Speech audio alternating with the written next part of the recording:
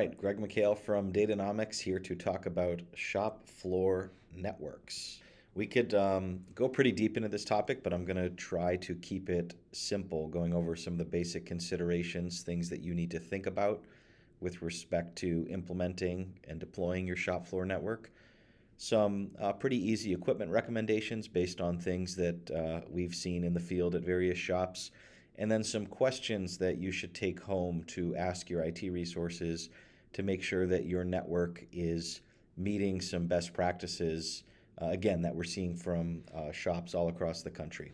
So first, some network topology basics. When it comes to getting your machines on the shop floor networked, there are fundamentally two approaches. Obviously, they can be hardwired back to switches in your IT closet, or they can be placed on the Wi-Fi network using something that is called a bridge device. Typically Moxa boxes or companies like ours provide our own device that puts a machine onto the Wi-Fi network. At the end of the day, you can achieve similar security whether you are Wi-Fi or wired, provided that your IT resources are doing all the proper things in terms of how they manage those networks and manage the policies of those networks. But a couple basic rules to be aware of regardless of which topology you go with. Number one, your machines should not have blanket access to the internet. So going through the exercise of getting your shop floor connected to the network does not and should not mean that your machines then have complete access to the internet. Your machines, your shop floor should be on an isolated network that is not able to get out, something that is referred to as an air-gapped network. There can be exceptions made for service ports. The various machine tool builders do have a service where they can get onto the machine through a particular port, through a particular IP address, from a known location. Exceptions like that can be managed very specifically by your IT resources, but your machines should not have open access to the internet. Very important point.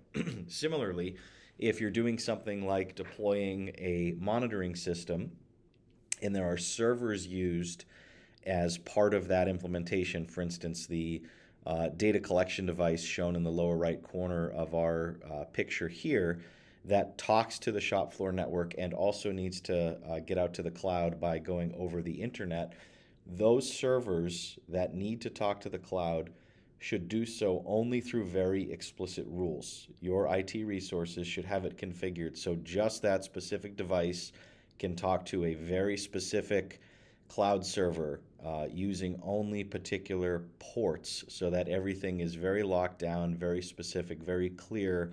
What leaves the building, where does it leave from, where is it going to, without any ambiguity whatsoever. These are all really, really critical pieces of making sure that you have a proper shop floor network. When it comes to some simple equipment recommendations, we are seeing very broadly adopted the UniFi equipment, both for actually Wi-Fi and hardwired, for a few reasons. One is it's very reliable, it's very high performing, and it is super easy to manage and configure. So particularly in shops that use outsourced IT, we are seeing this equipment be very popular because it's very easy for them to jump onto the service and take a look at, from a device management standpoint, who's on my network, what can they do, what kind of device is it, what do they have access to. The visuals that you see at the bottom of the screen there are the management interface here, which allow your IT resources to see exactly what's going on the network. Similarly, it's very easy for them to configure rules. What can certain devices access? What can't they access? And as I mentioned, we're seeing a lot of the outsourced IT firms, they already have expertise in this particular brand and this set of tools, and that's a big part of the popularity that we're seeing for sure. With respect to recommendations, a lot of folks, if they're first deploying a Wi-Fi network on the shop floor, want to know how many access points do I need. Our default recommendation is one access point for every 15,000 square feet within the facility. the height of your ceilings, the amount of interference, the number of concrete walls that exist between different sections of your factory. Obviously, play some part in that, but somewhere around every 15,000 square feet is a pretty good rule of thumb for how many access points you need. Similarly, when it comes to hardwired networks, again, we're seeing a lot of these UniFi switches that are out there. At the very bottom of the slide, you can see price point in terms of these switches.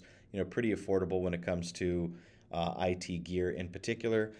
And what's very nice about this is if you have the UniFi switches for your hardwired infrastructure and you have the UniFi devices for your wireless infrastructure, your IT firm is then managing all devices, hardwired and wireless, using the exact same set of rules, exact same user interface, management interface to configure everything, so they're not popping between different devices or different interfaces. Hey, did I set that rule correctly on this switch but not on that switch? Oh, did I do it for the Wi-Fi but not for the hardwired?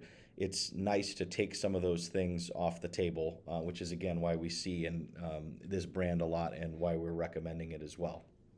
In terms of things that you should be asking your IT team to make sure that you are up to date on some pretty important best practices.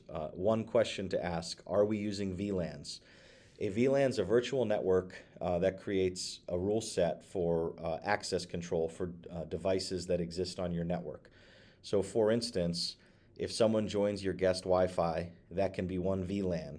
And based on the fact that they're on that VLAN means they can only do certain things like browse the internet. Can't see any of your servers, can't see any of your PCs, laptops, can't see your shop floor network, things of that nature. So VLANs are a best practice for segmenting and creating a wall between the different types of devices and what they can access within your facility. At a minimum, you should have a VLAN for your guest Wi-Fi, a VLAN for your corporate Wi-Fi, a VLAN for your shop floor, for your corporate users, for your employees' computers, and then a VLAN for your data servers, your ERP servers, file servers, anything that's mission critical. You should have segmentation in terms of these VLANs for every single one of those types of things. And what that really does is if there's a user-driven breach, someone on your guest Wi-Fi does something stupid, it doesn't blow up all these other areas or have the ability to even get to any of those other devices because you have this segmentation. So make sure, one question you ask, are we using VLANs? And if so, what are they? Another question that you want to be asking: how is cloud access managed for vendors that need to get out to the internet? So again, something like like our product, a monitoring system. When we go into a shop and we plug our data collection device into your IT closet, you're doing it right if we are not able to get out to the internet just by plugging that device in. So your network setup should require that your IT firm has to say, hey, there's a new device here. What is it? Why is it here? What does it do? And what's the set of rules that I'm going to put in place to allow that device to communicate outside of our building? And very specifically, what does it need to talk to? If devices can, come in, just be plugged into the switch and have unfettered access to everything, both internal and external, that is not a best practice. So you want to make sure that you have a policy in place for how new devices that come onto your network, particularly those provided by outside vendors, how will those get the ability to get out onto the internet? And the answer should be, we have to make rules to allow that to happen. It won't get out by default. That's a great answer. Lastly, a good question to ask: how difficult is it for you to set permissions on wired versus wireless devices? And are those policies rationalized in one place? If you want to make sure that you have a coherent view of security in terms of your Wi-Fi devices, your hardwired devices, policy violations, anything suspicious in terms of activity, you want your IT firm to have the ability to be alerted, to observe, to do forensics on that from one simple place. Again, that's where that UniFi tool that we recommend comes in handy. It's software-defined network management, single pane of glass, very easy to look across all of your different network infrastructure. So you want to be equipped with the tools that allow your IT resources to quickly identify and address any potential bad activity that they see on the network, and doing that through single coherent set of tools is going to allow them to be the most effective. Thank you very much.